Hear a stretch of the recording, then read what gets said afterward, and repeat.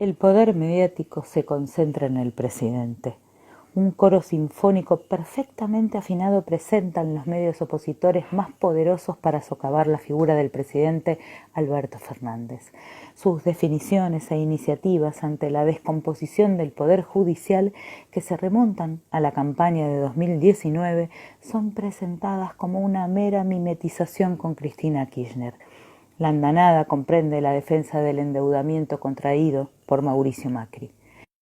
El despliegue ininterrumpido que se puso en marcha antes del discurso del lunes primero ante la Asamblea Legislativa pone fin, al menos temporalmente, a la teoría del poder bifronte, agitada hasta el hastío desde la conformación misma del Frente de Todos como latiguillo que les permitía proyectar, alentar y paladear su destrucción.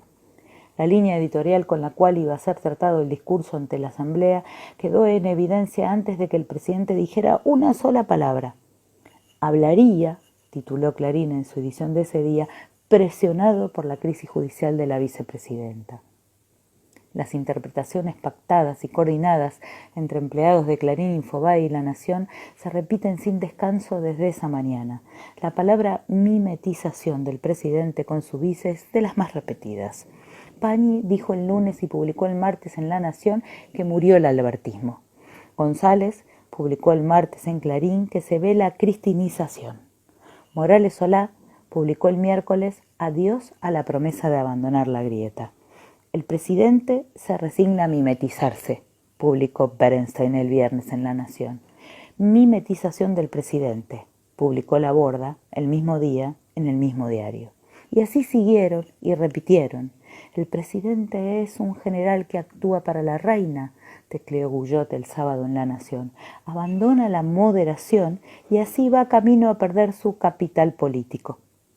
Alberto Fernández entrega a la ministra Lozardo, firmó el domingo Van der Koy, igual que Tenenbaum en Infobae. Alberto Fernández claudica, estampó el mismo día Liotti en La Nación. La lista puede seguir y no tiene casi ningún matiz diferenciado. En este pelotón se da además la novedad de la revalorización de Lozardo, quien venía siendo descripta en varias notas como una ministra que ponía todo su esfuerzo en agrandar a la vicepresidenta. De ese penoso subsuelo fue alzada a los altares porque explicó que la comisión bicameral sobre jueces y fiscales que promovió el presidente no tendrá capacidad sancionatoria, como todo el mundo sabe. Esa explicación, que fue una forma de la ministra de enfrentar la manipulación en títulos y notas, es interpretada como un corajudo mensaje contra el kirchnerismo, de la misma ministra que se doblegaba ante el kirchnerismo. Solamente Román Lechmann en Infobae no funcionó esta vez como parte del concierto y dice el domingo que el presidente no entrega a la ministra, que quiere mantenerla en el cargo y que aún deben hablar entre ellos, al lado de una nota de Tenenbaum que, copiando la matriz de todos los demás analistas independientes, tipió sobre la transformación del presidente, el abandono de la moderación y la decisión de entregar a su amiga, una frase que puede tomarse como metáfora política, pero también como evidencia del más rancio de los machismos. El mar de fondo es siempre el mismo. Estuvo en tapa de Clarín el lunes y siguió en varias notas. Una esperada condena contra Cristina Kirchner y sobre todo contra su hija Florencia porque no tiene fueros. Ya el domingo 28 de febrero Clarín le había dicho a los jueces que deben los fundamentos de su condena a Lázaro Báez, que los delitos atribuidos al empresario se deben a un delito precedente, cometido obviamente por los K y primero y principal por ella. Los periodistas independientes de estos tres medios rechazan al unísono el anuncio presidencial de la querella por el endeudamiento contraído por Macri, porque la iniciativa concierne a sus accionistas, patrones y mandantes. Mau, escribió el martes Burgo de Clarín, actuó a derecho, aunque no haya consultado al Congreso para tomar deuda. Así, la denuncia del presidente es un jueguito para la tribuna, acompañó el editor Roa. Infobae le encargó desarrollar esta línea argumental a Karen Gieser. El FMI dijo ya dio explicaciones. Basta. Y el buen Mauricio usó esos dinerillos para pagar deuda. Lo de la fuga de divisas a favor de socios, amigos y cómplices de la carroña financiera mundial es pura invención. Burgo insistió el sábado. El riesgo país subió por culpa del presidente.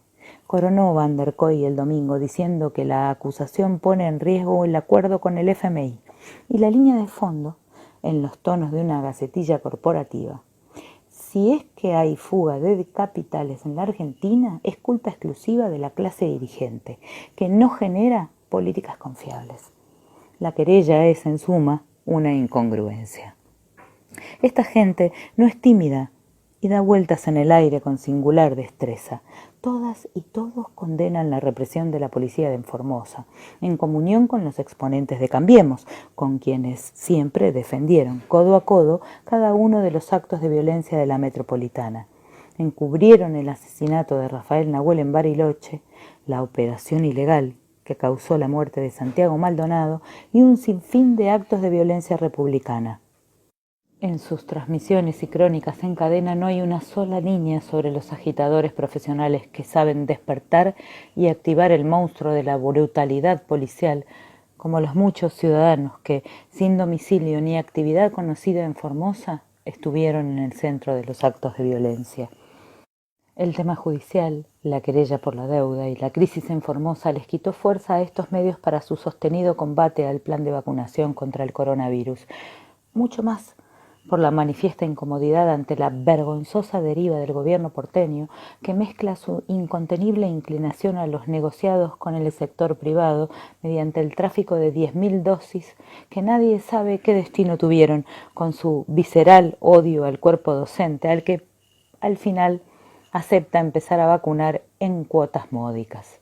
El estropicio del plan porteño de vacunación, con el ministro Quirós reclamando más dosis en cadena privada de difusión, mientras tiene al menos 60.000 sin aplicar, se expuso dolorosamente con la muerte de 2 médicos. En particular, La Nación la emprendió contra Ernesto Resnick porque se ocupó de exponer una evidencia. La doctora Fulone se había negado a darse la primera dosis de Sputnik porque faltaba una publicación de The Lancet. Es decir, pese a su formación específica, fue víctima de la campaña de manipulación y engaño contra la vacuna soviética, como decía Clarín. La vacuna enviada por el líder indiscutido del comunismo mundial, Putin, como escribió Infobae. Este intenso tráfico editorial no alcanza a privarnos de unos toques risueños. Cristina lo miraba mal al presidente en la asamblea, pero cuando era enfocada cambiaba hábilmente el gesto y parecía tierna y sonriente. Di Marco, La Nación. Stornelli es intachable. Morales Solá, La Nación. El estadio de fútbol de Santiago del Estero es demagógico. Uno de los Viñaski, Clarín. Cristina habla mucho con Guzmán y Kicillof está celoso, concluyó Bonelli en Clarín.